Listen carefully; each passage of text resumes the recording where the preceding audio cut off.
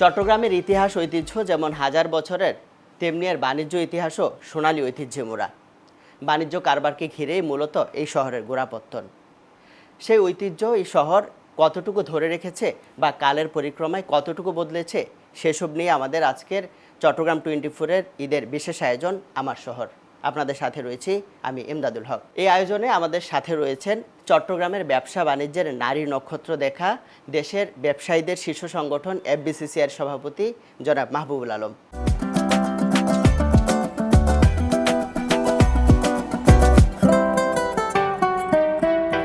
জনাব মাহবুবুল আলম, আপনাকে স্বাগত জানাচ্ছি আমাদের এই আয়োজনে।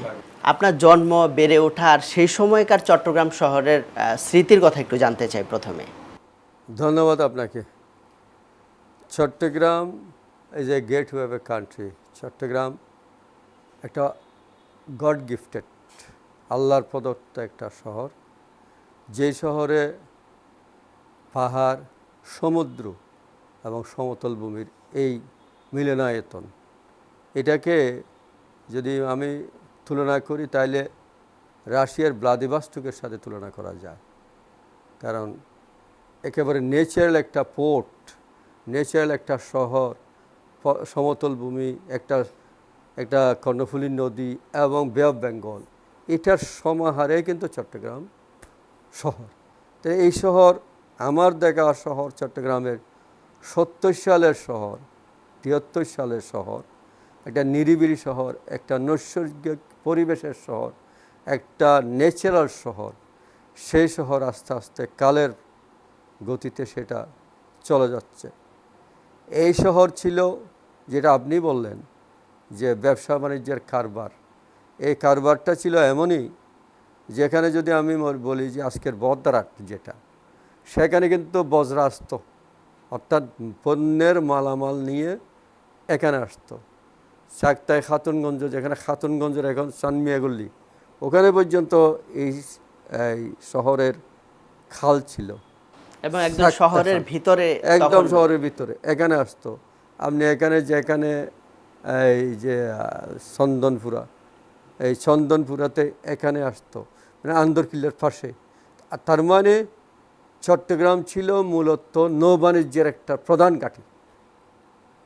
বাংলাদেশের এবং কলকাতা, দিদেন কলকাতার সাথে চট্টগ্রাম এবং চাঁদপুর, ভৈরব, এই কানেক্টিভিটি ছিল ভেরি ইম্পর্টেন্ট। এবং এখান থেকে বুড়িগঙ্গা, অর্থাৎ চট্টগ্রাম ছিল হাব, বিজনেস হাব, নৌবাণিজ্যের বিজনেস হাব ছিল চট্টগ্রাম।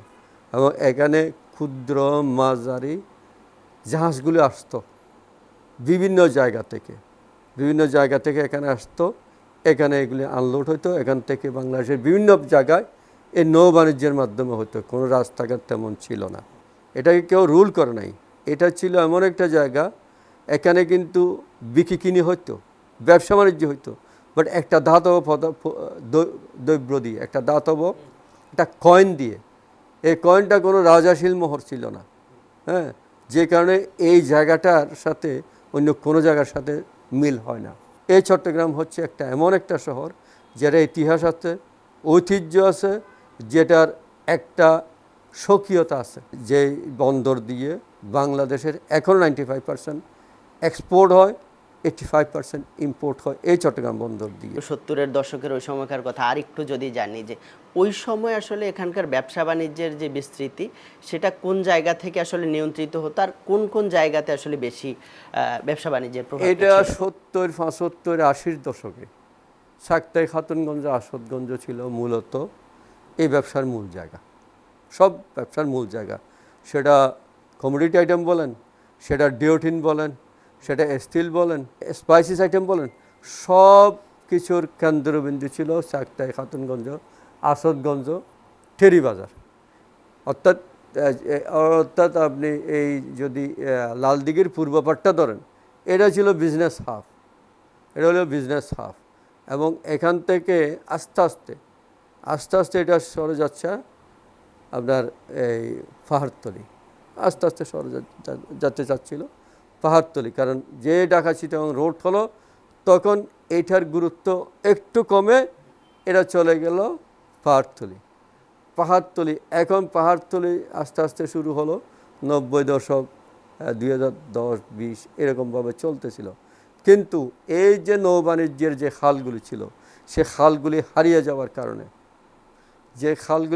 যাওয়ার কারণে এবং ইনফ্রাস্ট্রাকচার রোড ডেভেলপ হওয়ার কারণে তখন চট্টগ্রামের এই ব্যবসা বাণিজ্য আস্তে আস্তে ডিসেন্ট্রালাইজড হলো। এবং তখন এখান থেকে শুধুমাত্র চট্টগ্রামের দক্ষিণ চট্টগ্রামে বা চট্টগ্রামের মালামাল যত তাই না, এখান থেকে বৈরব হইয়া, এখান থেকে চাঁদপুর হইয়া, এখান থেকে বাংলাদেশের বিভিন্ন প্রান্তরে কিন্তু তার মাল পণ্য পরিবহন হতো নৌবাণিজ্যের মাধ্যমে। যেটা বলা হচ্ছে যে খাতুনগঞ্জের যে ব্যবসা বাণিজ্য বা ওভারঅল যে বাণিজ্যিক টান, সেটি দিন দিন কমে যাচ্ছে, হারিয়ে যাচ্ছে, আপনার কথাও যেটা এসছে, সেটা আসলে চট্টগ্রামের ওভারঅল ব্যবসা বাণিজ্যের ক্ষেত্রে কি প্রভাব পড়ছে আসলে?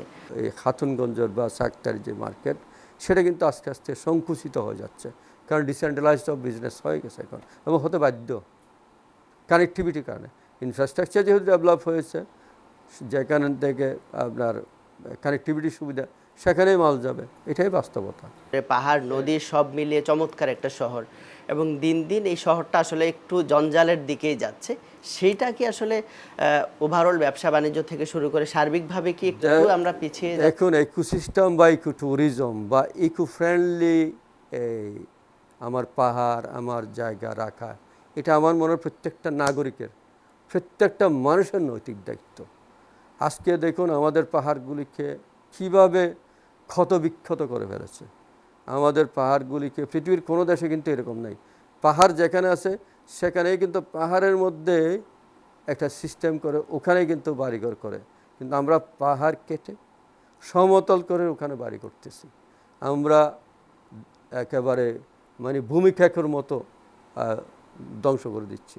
কারণ আমার চট্টগ্রামের শহরটা ছোট, 1/4 হচ্ছে এখানে প্রায় পাহাড়, আর যে 1/4 জায়গা হইল রেলওয়ে এবং এই আর্মির, আর কিছু বন্দরের।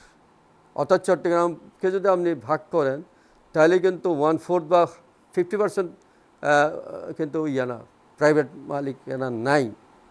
চট্টগ্রাম যেটা আছে সেটাকেই যদি আমরা ইকোনমিক্যালি আমরা ভাইবেল করতে পারি এবং এটাকে যদি আমরা সংরক্ষণ করতাম, তাহলে কিন্তু চট্টগ্রামের আজকে জলজট, জলাবদ্ধতা এগুলি হতো না।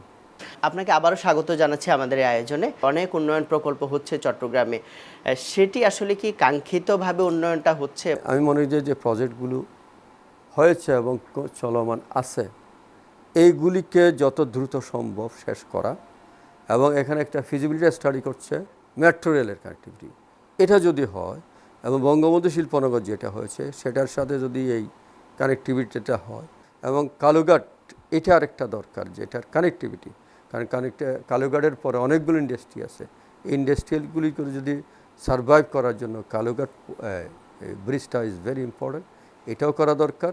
আর আমাদের বঙ্গবন্ধু শিল্পনগর যেটা হচ্ছে সেখানের ইন্টারনাল যেই প্রবলেমগুলি আছে, কানেক্টিভিটি এবং ওখান থেকে পোর্ট পর্যন্ত যে রোডটা করা, এগুলি কিন্তু এখন সময়ের দাবি। এবং আমাদের টার্মিনাল যেটা, সেটা কিন্তু খুব দ্রুত কাজটা শুরু করে, এটা যতই দ্রুত হবে ততই কিন্তু বাংলাদেশের অর্থনীতিতে কিন্তু একটা জিডিপিতে বড় গ্রোথ আসবে, এবং এইগুলি এখন সময়ের দাবি, এগুলি করতে হবে। এমনি চট্টগ্রামকে তো আমরা বাণিজ্যিক রাজধানী বলছি, সেটা আসলে বাস্তবে কতটুকু বাণিজ্যিক রাজধানী হতে পেরেছে? হাইপোথেটিক্যাল একটা কথা, চট্টগ্রামকে আপনি বাণিজ্যিক রাজধানী ডিক্লেয়ার হয়েছে, বাট সেইভাবে চট্টগ্রামকে এম্পাওয়ার্ড হয় নাই। বাণিজ্য রাজধানীর যে সমস্ত ফ্যাসিলিটি যেটা মুম্বাইতে আছে সেটা তো চট্টগ্রামে নাই, যেটা নিউ ইয়র্কে আছে সেটাও চট্টগ্রামে নাই। কাজে এগুলি করার দরকার। এগুলি যতই করবে, চট্টগ্রাম আলাদা কোনো শহর কিছু না, চট্টগ্রাম পার্ট অফ বাংলাদেশ। চট্টগ্রামের উন্নয়ন মানে বাংলাদেশের উন্নয়ন।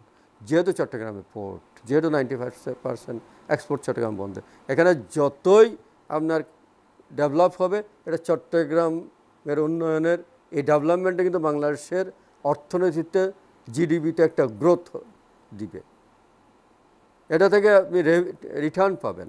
এই জন্য আমি মনে করি যে চট্টগ্রামের, আমি যে কথাগুলি বললাম, এই যে ইকোনমি, বঙ্গবন্ধু শিল্পনগর, ঢাকা চিটাগং রোডকে 8 লাইন করা এবং এক্সপ্রেস লাইন করা, এক্সপ্রেস লাইন করা, এটা আবার বললাম, express line is very very important. চট্টগ্রামের যে এয়ারপোর্টকে আরও এক্সপানশন করে এখান থেকে যাকে লুক ইস্ট এবং লুক ওয়েস্ট এবং কানেক্টিভিটি আরও বাড়াতে পারে, সেই ব্যবস্থাগুলি করতে হবে। এবং আপনি যেটা বলছিলেন যে 70-80-র দশকে বিজনেস হাব ছিল, যেখান থেকে সারা বাংলাদেশে পণ্য যেত, বা এই সময়টাতে এসে চট্টগ্রাম বন্দর যেখানে 90-95% আমদানি রপ্তানি পণ্য পরিবহন করছে, সেক্ষেত্রে চট্টগ্রামের অবদানটা কি সামগ্রিকভাবে দেশের অর্থনীতি আরও বেশি না আগের চেয়ে? আগের চেয়ে বেশি তো বটেই, এবং এই বঙ্গবন্ধু শিল্পনগর হলে এটার আরও কন্ট্রিবিউশন বাড়বে। এবং আমাদের যে টানেলটা হয়েছে, এই টানেলের মাধ্যমে আমাদের এই যে বিশেষ করে কক্সবাজার, মাতারবাড়ি, এটা যে এনার্জি হাব হচ্ছে, এটা দিলে আরও কন্ট্রিবিউশন বাড়বে। কারণ পৃথিবীর সব দেশে কিন্তু আপনি coastal belt is very important. এই কোস্টাল বেল্ট যতই ডেভেলপ হবে ততই দেশের অর্থনীতি আপনার বেশি করে যাবে। জাতীয় এবং আন্তর্জাতিক অনেক পরিচয় ছাপিয়ে দিন শেষে আপনি কিন্তু চট্টগ্রামের মানুষ। সেক্ষেত্রে এই যে চট্টগ্রামের সন্তান পরিচয়, সেটা আপনাকে কতটুকু প্রভাবিত করে? আমি সব সময় এটারে গর্ববোধ করি। এই চট্টগ্রাম এমন একটা জায়গা, বারলিয়ার চট্টগ্রাম, এই চট্টগ্রাম মাস্টার দাস সূর্য সেনের চট্টগ্রাম, প্রীতিলতার চট্টগ্রাম, এখান থেকেই ব্রিটিশ ভারতের বিরুদ্ধে স্বাধীনতা হয়েছে, এখান থেকেই বঙ্গবন্ধু জাতির পিতা 6 দফা দিয়েছেন, এখান থেকেই স্বাধিকারের আন্দোলন হয়েছে, এখান থেকেই বাংলাদেশের মুক্তিযুদ্ধ সংগঠিত হয়েছে। কাজে আমি চট্টগ্রামের সন্তান হিসাবে আমি গর্ববোধ করি। আমি চট্টগ্রামের একজন মানুষ হিসাবে নিজেকে সবসময় চট্টগ্রাম সহ দেশের সার্বিক উন্নয়নে কাজ করার চেষ্টা করি। আচ্ছা, ব্যবসা বাণিজ্য, শিল্পায়ন, প্রাকৃতিক পরিবেশ সব মিলিয়ে তো চট্টগ্রাম অনন্য একটা। ভবিষ্যতে আপনি আসলে কেমন চট্টগ্রাম চান?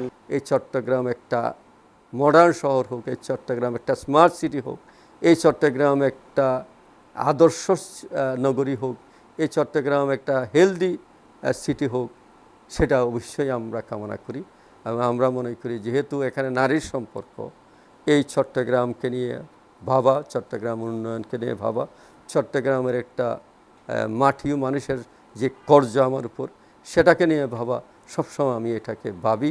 এবং আমি মনে করি এই চট্টগ্রামের উন্নয়নটা আরও বেশি হওয়া দরকার, এবং একটা সুস্থ প্রতিযোগিতার মাধ্যমে চট্টগ্রাম আরও এগিয়ে যাবে। চট্টগ্রাম পোর্ট অ্যাক্টিভ হবে, বে টার্মিনাল হবে, জেডি সম্প্রসারণ হবে, বঙ্গবন্ধু শিল্পনগর হবে, প্রায় 30-35 লোকের কর্মসংস্থান হবে, সেই প্রত্যাশা আমার সব সময় আছে। এগুলো নিয়ে আমরা কাজ করি, আমি কাজ করব ইনশাআল্লাহ। কথায় কথায় আমরা একদম অনুষ্ঠানের শেষে চলে এসেছি। অনেক ধন্যবাদ আমাদেরকে সময় দেওয়ার জন্য আমাদের এই আয়োজনে। আপনাকে অনেক ধন্যবাদ, এবং চ্যানেল 24-কে ধন্যবাদ জানাই যে আমার শহর চট্টগ্রামকে নিয়ে একটা সুন্দর অনুষ্ঠান উপস্থাপনা করার জন্য। ব্যবসা বাণিজ্যকে কেন্দ্র করে এই যে চট্টগ্রাম শহরের গোড়াপত্তন, সেই চট্টগ্রাম নিয়ে আমরা কথা বলছিলাম। চট্টগ্রামের অন্যতম শীর্ষ ব্যবসায়ী এবং যিনি বর্তমানে দেশের ব্যবসায়ীদের নেতৃত্ব দিচ্ছেন, এফবিসিসি এর সভাপতি জনাব মাহবুবুল আলম, তার সাথে কথা বলছিলাম। এতক্ষণ সাথে থাকার জন্য সবাইকে ধন্যবাদ।